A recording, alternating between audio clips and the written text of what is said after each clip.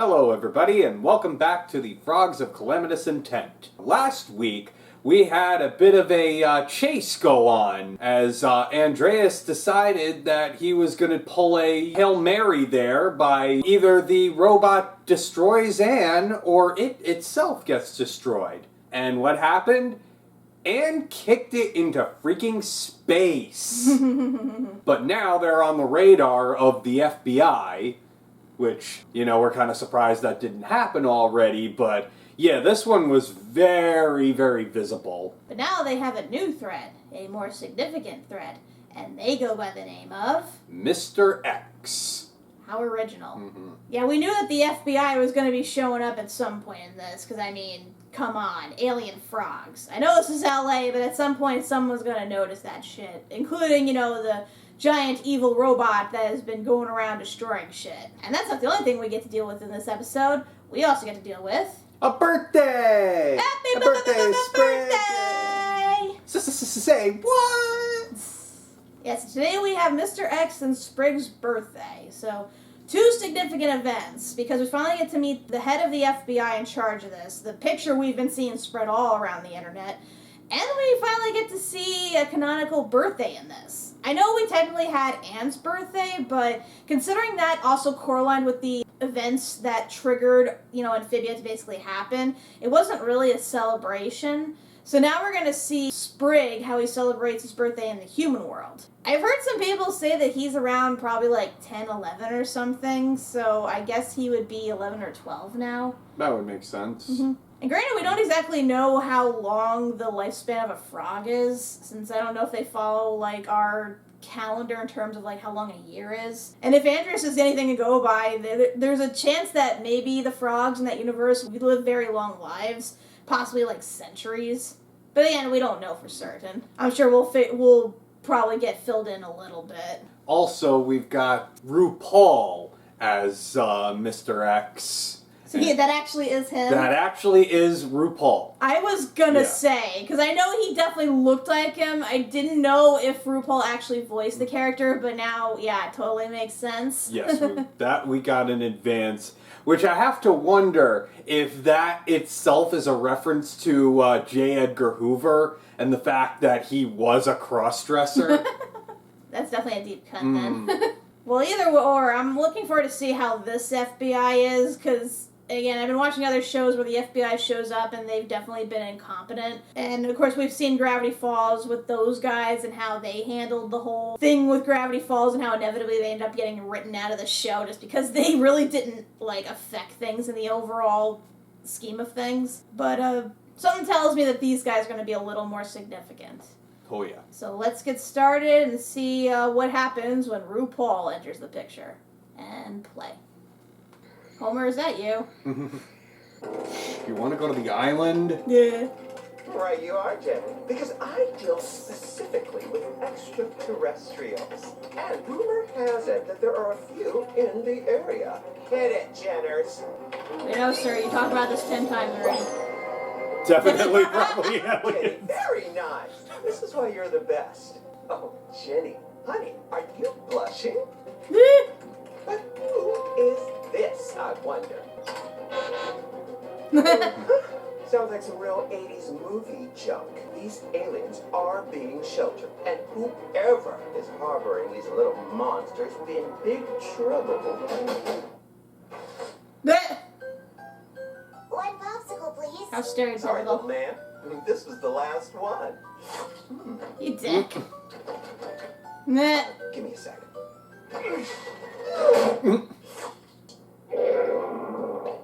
Okay, we need some real food. Meh. Jim, you. Yeah. Done it again. Oh no. Kick that robot's butt, you mean? Remember I was all wow, and you were like, choo. Uh-oh, they're addicted to robot fighting. You've got a case of post-battle euphoria. Nothing like a brush with death to make you feel alive. So what's next? I'm ready to fight. Hopefully nothing. Unless Andrea sends another robot, we're safe for now. Well, if anything comes up, we're ready. I just Mr. looked out Salt? the Pull-up bar. Look. Like Dr. Oh, Pepper. instead of blue juice. Guys, please, leave the danger to us, okay? Suspicion Island 2. Oh, nice. They went to one of those fancy Trains with faces. Fumigator 5. Oh, sensory overload. Whoa, what is this, a church? Pretty much. Sort of. What's the matter? Just thinking about my folks. Spy Guy 12. She's so 80s. It's 80s chick. Welcome to Tycho. He has those roller shoes. So what, D-Cop? Oh, Kun Fu Tai Dai. Ah. Nitnoy, Cop. Nitnoy. Have you seen any odd creatures walking around? Probably disguised as humans? What strange shapes they are. Haven't seen them. Who's asking? Oh, just your friendly neighborhood federal government. Yes, very nice. Hooray, government. I'm government man from the government. How do we know you're really from the government? Gotta go. God. We have to go now. I'll explain on the way. Did he even pay? Aw. Come on. No cell phones during the movie. And now for what you've all been waiting for. Another trailer! Yeah. Hurry, Rocco, the trailers are starting. Trailers? And you even call yourself civilized. Entertainment that makes your ears bleed? Here, Bert. I have to admit, it is pretty difficult to hear anything. You're gonna lose him in the traffic. That's because you drive like an old man. That's right, use that carpool lane. Oh, that's not even a carpool lane. That was a shoulder. Man, this city, I tell ya. That is a fancy ass ice cream. Want that.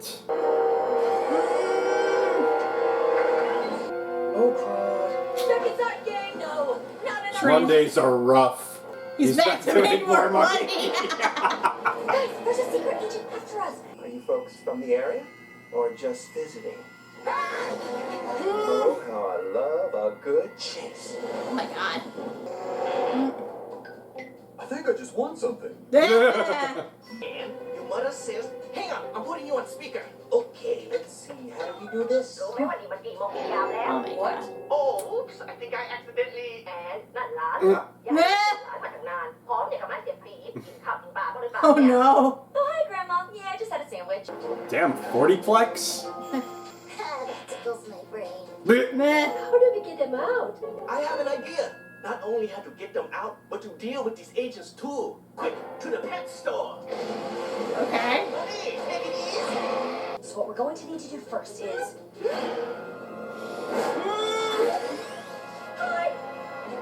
Spider in your home. Fast rat. Fast rat, he can really move. Dead end. Ah, classic. What the? Meh. Oh, no, you don't. Oh, what was the name of the movie that they showed in Amphibia? The Twilight Hunger Games parody thing. Why are you so slimy? Ugh. It's not slime, it's mucus. Stop throwing films! Jenny, you're not gonna believe this. They're big, beautiful, talking frog monsters. Call in the troops. Oh, why are these doors so high up? Somebody left their keys. Your mom is nice on that S. That symbol. Get you out. It's really good too. Guys, no! It's 4-on-1. When he comes in, we'll rush him and run. See you soon. Man, this city, I tell ya. No. And Another jaded LA'er. In the bathroom. You ready, honey? born ready. If you're gonna do your plan, do it now, please. So they're gonna screw it. They're in there. Boo. Come on, everyone. Showtime. Yeah.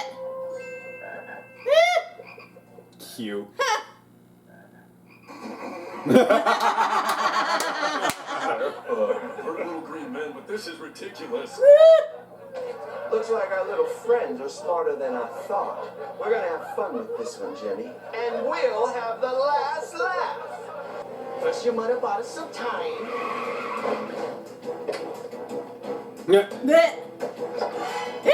Domino, where'd you come from? Well, your father got the frog at the pet store down the street. And remember that one Dora? time he tried to fix the electricity?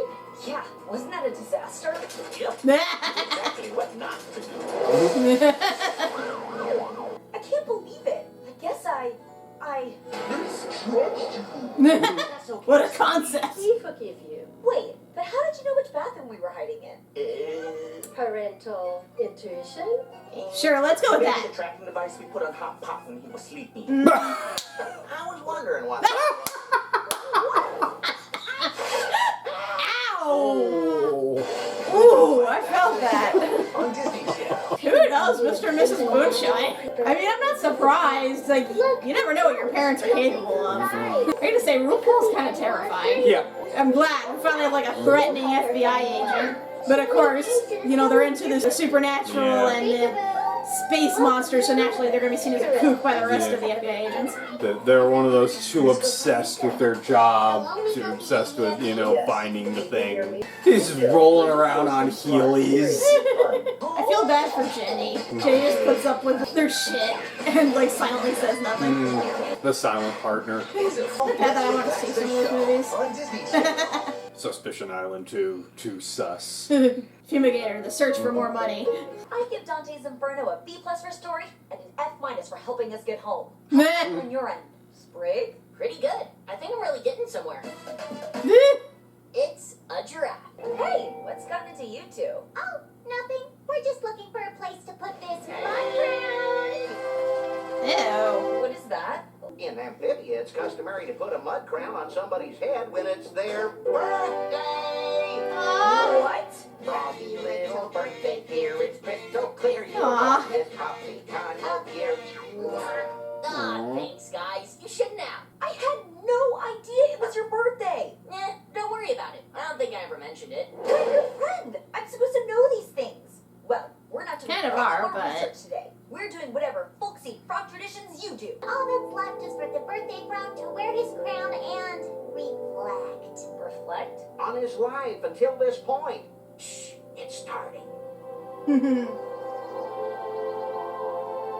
a lot to reflect on.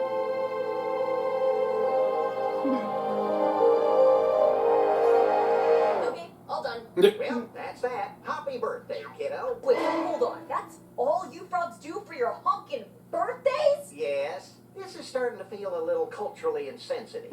Unacceptable. Birthdays should be fun and memorable, especially when you're turning, You don't even know how old he is. 11. There we go. And I knew that because I'm your friend. And this friend's about to be the best birthday you've ever had. Oi. I'm intrigued. A little scared, but intrigued. Let's do it. That. I'm a little impatient. Don't be impatient. That. Oh. Love you, Dad.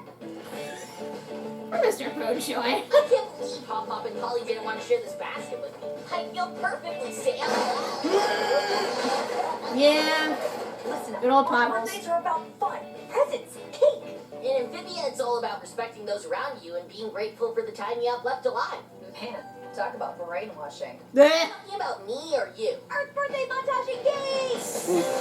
I mean, considering the world they live in, yeah, they do need to appreciate whatever time they have.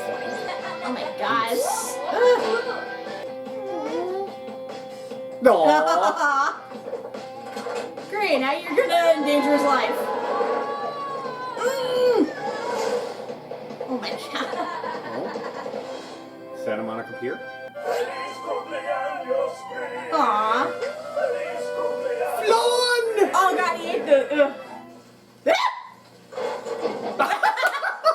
Yes!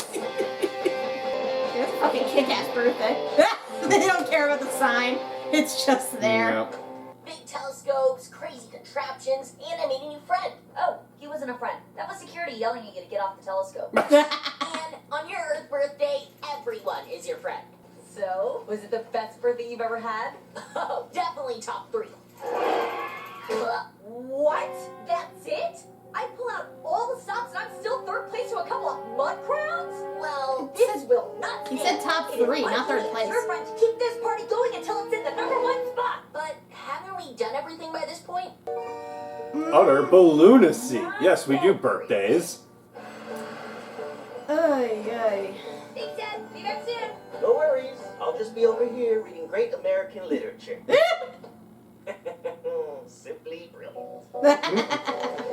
Nice considered Garfield a literary masterpiece, but... We get to ride in one of these? What is it? What's wrong? What the frog? Oh, God! Oh, don't be startled, child. This balloon only looks scary because it was repurposed from a horror movie promotional piece. What? How could you think that was a good idea? Well, we weren't about to waste a perfectly good clown balloon. We'll hop aboard, explorers. Couple of quick safety rules before we... Oopsie. High wind alert. Sorry, guys, but it's too risky to fly just now. But it's his birthday! Can we at least sit in the basket and imagine we're flying? Yeah. Heck, you don't even need me for that. Hey. Just give me a holler when you've had enough. I see where this is going. Wow, we get to use our imaginations? Neat. Oh, you idiots! Now you're gonna get yourselves killed in a horrible clown balloon. Relax. We're still tethered to the ground. What's the worst that could happen? Now, come on. You become untethered. Best birthday ever. Pretty.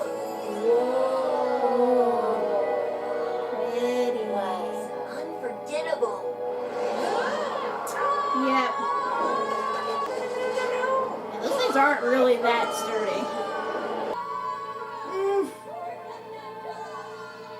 You are so I'm funny. definitely getting fired. Yeah. Yeah. God, it's killer clowns from outer space. Not if I can help it. Huh?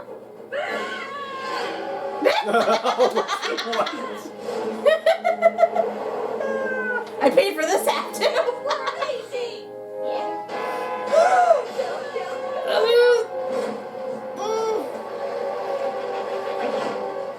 This works. Oh, God. The news. Really? Sprig, you need to wash that tongue. You have like all the diseases now. Jeez. My mortal enemy. Well, Doc, I think you've done it. You cured me of my fear of direct eye contact.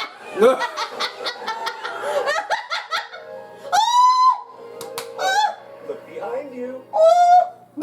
No, Tyler, I will not clown face you. I just don't know what to do. Should I quit my office job to pursue my passion of stand-up comedy?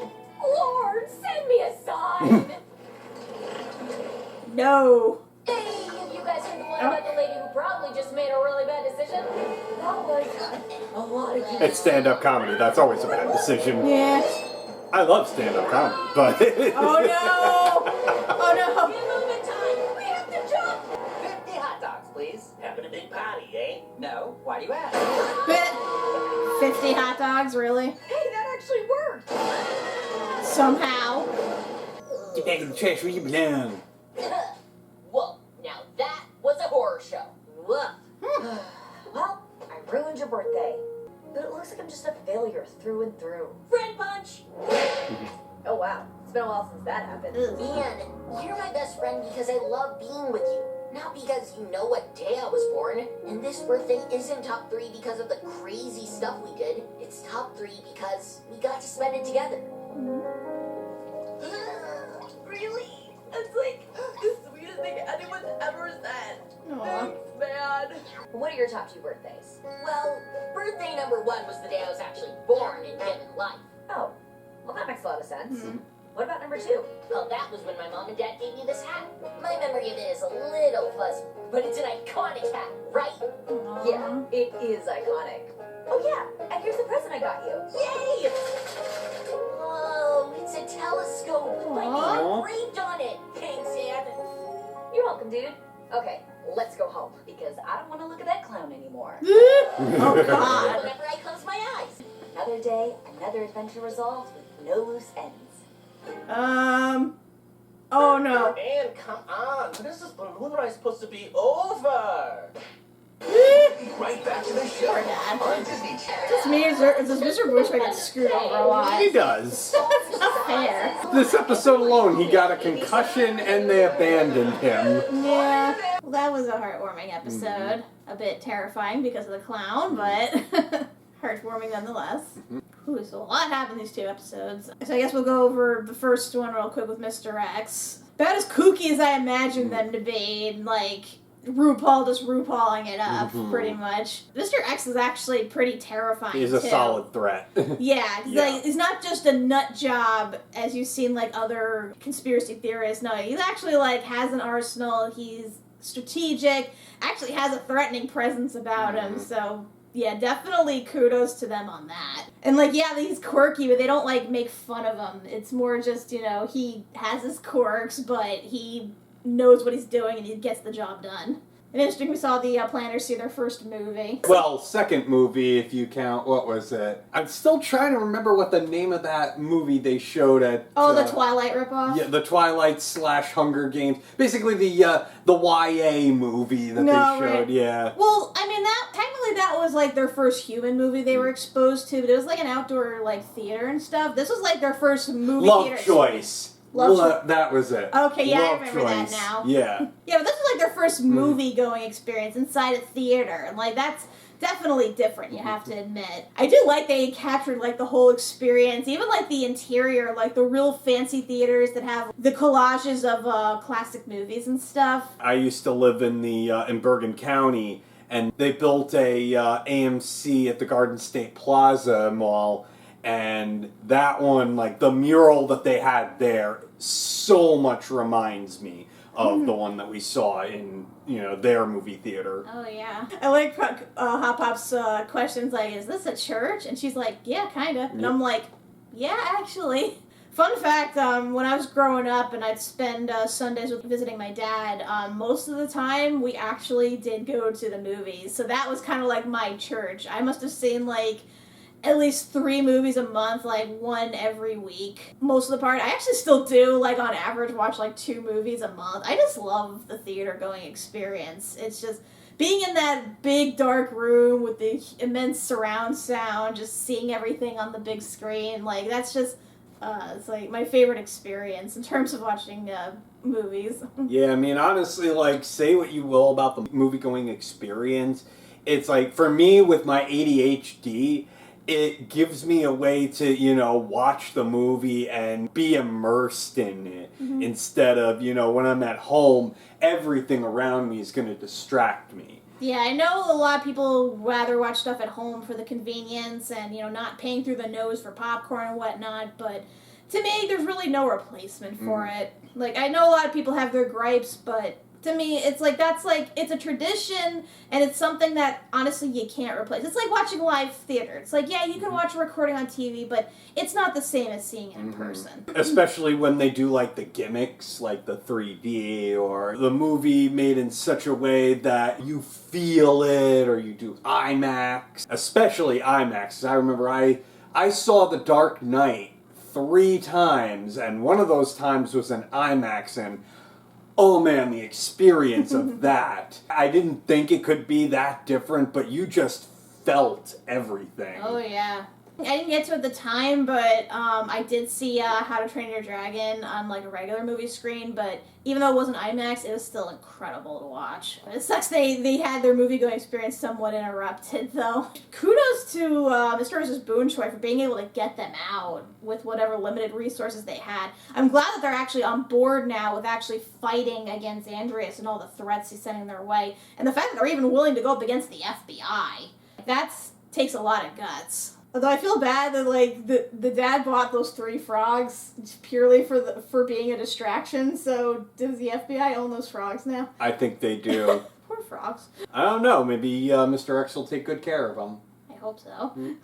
Or give them to Jenny. But the second one, I think I like the second one a little more because, you know, it shows Anne trying to give Sprig the best birthday ever. And I can understand that because there are times where you're with someone who you either don't see that often or who had never had a good experience in terms of their birthdays. So when you get the chance to, like, make it as epic as possible, it's, like, so much fun. Yeah, but on the other hand, based on what they were saying about how birthdays are celebrated in Amphibia, the bar is very low. I'm not saying it wasn't a good idea for Anne to go all out, but given that, the bar is set so low, she doesn't have to do a whole lot to make it epic for him. Right, and I mean, it's kind of the commentary too, where she thinks he's like brainwashed into not thinking his birthday's a big deal, whereas opposed to he thinks she's brainwashed into thinking that birthdays are a big deal. And you can kind of see that because birthdays have become basically commercialized and are seen as like something in the vein of like holidays to be massively celebrated to disproportionate degrees. I mean, look at Sweet 16s.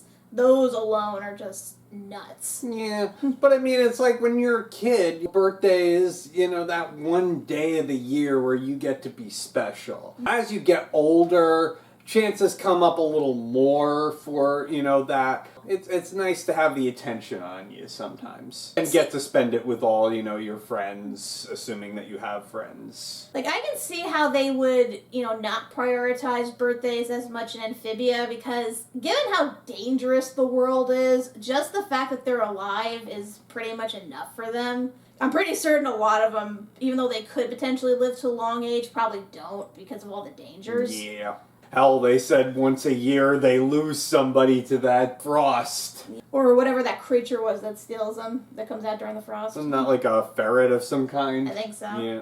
Yes, I can understand in that vein. And I still like the idea that, she went so all out, and especially after she realized she kind of was a bad friend and the fact that she didn't know his birthday or even what his age was. And yeah, I get it, she was in another world, she was still learning how everything worked, and probably that never came up in conversation. And given how little emphasis they really put on birthdays, it makes sense. But yeah, I would kind of feel that way too if I had been hanging out with a person going through all these adventures and death-defying instances, and then I look back and I realize, wait, when's your birthday again?